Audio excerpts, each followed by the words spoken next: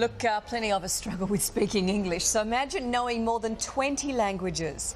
17-year-old New Yorker Tim Donner has appeared on YouTube talking fluently in 20 languages. OK, included a French, Turkish and Arabic, but also an indigenous language of South Africa.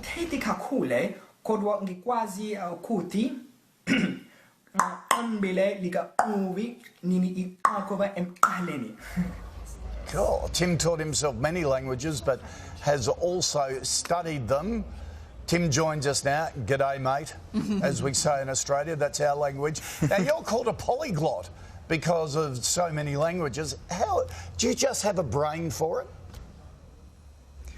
I don't think so. I find that most of the time it really takes a fair amount of work and motivation. But after breaking through a certain brick wall, it does get progressively easier, even if it doesn't seem it.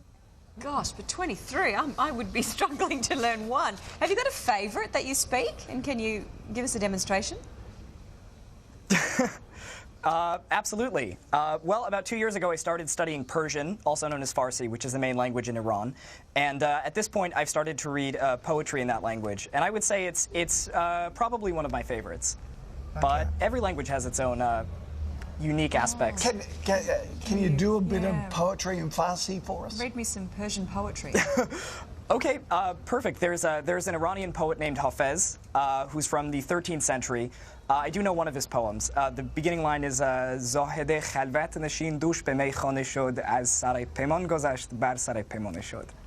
Oh, okay. You could have said anything to us and we have no idea. Does that work on a date for you as well?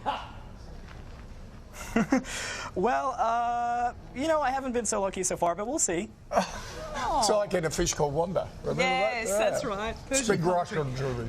Do you, I don't know, what do you want to do with all your languages? Where do you think this will take you in life? Well, you know, at this point, I don't want to limit my options to anything, but I would definitely say that I want to get much more involved in language education in the United States and abroad, and just, you know, in general, get to know more about foreign cultures, travel more, perhaps work in translation or with the UN. Yep. At this point, I'm really open to anything. When you do the different languages and you learn so many, do you think, oh, gee, that's a bit like that language? Does it make it easier the more you learn? Are there common threads? Absolutely. You'll find that...